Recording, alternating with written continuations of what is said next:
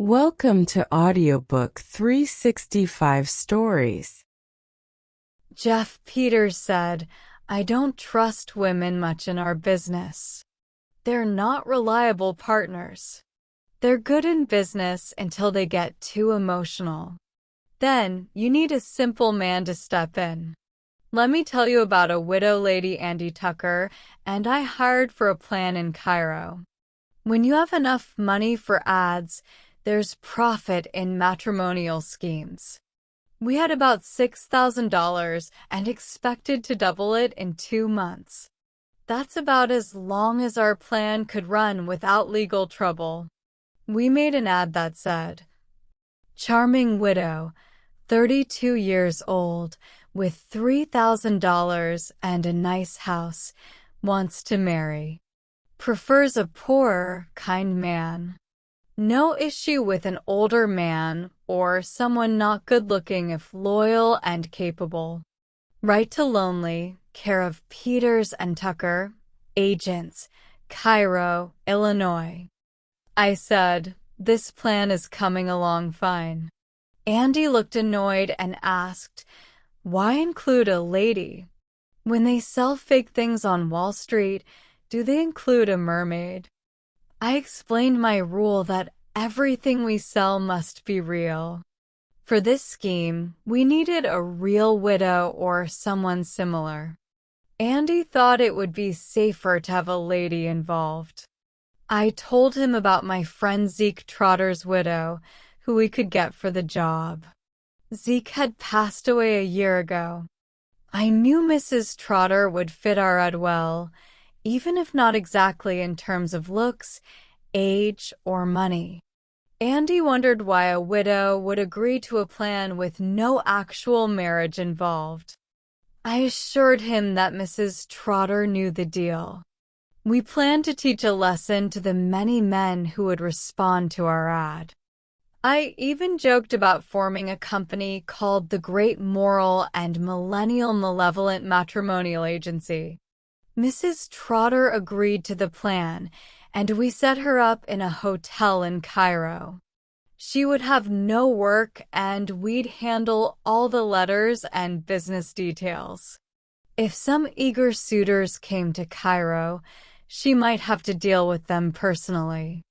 We paid her $25 per week and covered her hotel expenses.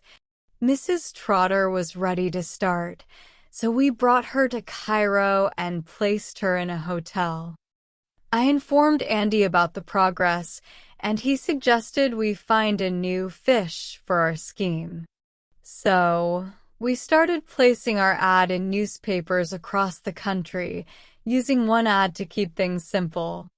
We put $2,000 in a bank for Mrs. Trotter, thinking it would show the honesty of our agency. Andy and I spent 12 hours a day responding to letters. About 100 letters came in daily. I was surprised by the number of men, often struggling or unemployed, willing to marry a widow and manage her money. Most admitted they had problems, like losing jobs, but believed they had lots of love and good qualities to offer. Each applicant received a reply from Peters and Tucker, asking for more details and enclosing $2 for forwarding their letter to the widow. Our plan worked well, and we were making around $200 a day. One day, a small, smart-looking man visited us, noticing the numerous letters. "I see you have quite a large mail today," he said. I invited him to see Mrs. Trotter at the Riverview Hotel and showed him her bank book with the $2,000. He seemed satisfied and left, saying goodbye to Mrs. Peters. As our scheme continued for 3 months, we earned over $5,000. We decided it was time to stop since we received complaints, and Mrs. Trotter seemed tired of the job. Some suitors had visited her, and she didn't enjoy that. So, we prepared to leave, and I went to Mrs. Trotter's hotel to pay her last week's salary and say goodbye. I also needed to get her check for the $2,000 from the bank. When I arrived, Mrs. Trotter was crying. I asked what happened, thinking someone upset her. "No, Mr. Peters," she said. "I'm in love. I love a man so much, and he won't marry me unless I give him the $2,000. His name is William Wilkinson." She was crying for joy. I explained the situation to Andy and, surprisingly, he agreed to let Mrs. Trotter have the money for love. Mrs. Trotter was thrilled and grateful. We left Cairo, happy with our unexpected act of kindness. I told Andy that I knew the right person for our plan. Zeke Trotter, an old friend who used to work in a tent show, had left his wife a widow a year ago. He mistakenly drank some dyspepsia cure instead of his usual liniment. I used to visit them often, and I thought she would be willing to work with us. It was only 60 miles to her town, so I took the train and found her in the same cottage with sunflowers and roosters. Mrs. Trotter matched our ad well, except for beauty, age, and property value. But she seemed suitable, and it was a way to honor Zeke's memory by giving her the job. When I explained the plan to Mrs. Trotter, she asked if it was an honest deal. I assured her it was, explaining that about 3,000 men across the country might try to win her by responding to our ad. Most of them would not be sincere and might only bring trouble. I told her that Andy and I aimed to teach these dishonest people a lesson. I even joked about forming a company called the Great Moral and Millennial Malevolent Matrimonial Agency. Mrs. Trotter was satisfied and wanted to know her duties. I explained that she would stay at a quiet hotel, and Andy and I would handle all the letters and business.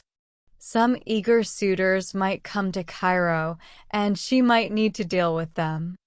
We agreed to pay her $25 per week plus hotel expenses. Mrs. Trotter agreed after taking a few minutes to prepare, and I brought her to Cairo, setting her up in a family hotel not too close to ours. I informed Andy, and he agreed with the plan. We started placing our ad in newspapers across the country. We used only one ad to keep things simple. Using more ads would have required hiring many clerks, and we wanted to avoid disturbing the Postmaster General with the noise of gum chewing. We put $2,000 in a bank for Mrs. Trotter and gave her a book to show the agency's honesty. Andy and I spent 12 hours a day responding to about 100 letters. Surprisingly, many men wanted to marry a charming widow and handle her money. Most of them talked about their struggles, but they believed they had great qualities. We replied to each applicant, saying the widow was impressed and asking for more details and a photo.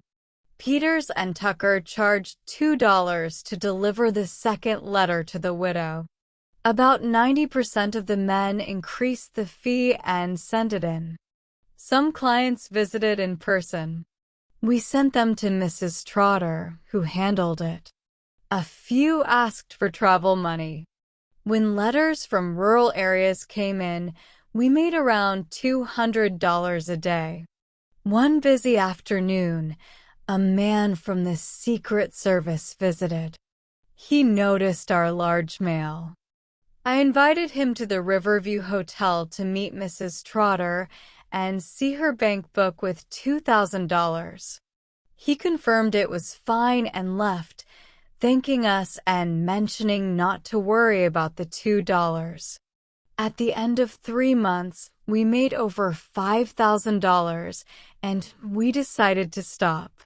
We received many complaints, and Mrs. Trotter was tired of the job.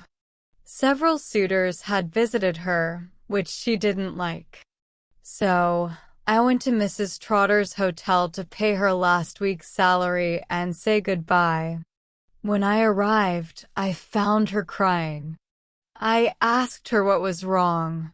She explained she was in love with a man named William Wilkinson, one of the suitors. He insisted on marrying her only if she gave him the $2,000. I comforted her and said I'd talk to my partner, Andy Tucker, about it. I explained the situation to Andy, who expected such issues involving emotions. He agreed to a generous solution. We decided to let Mrs. Trotter have the $2,000 to be with the man she loved. I happily shared the news with Mrs. Trotter, and she cried tears of joy. 2 days later, Andy and I packed up to leave. "Hey, Andy, want to meet Mrs. Trotter before we leave?" I suggested. "She'd really appreciate it and want to thank you." "Nah, let's skip it and catch the train," replied Andy.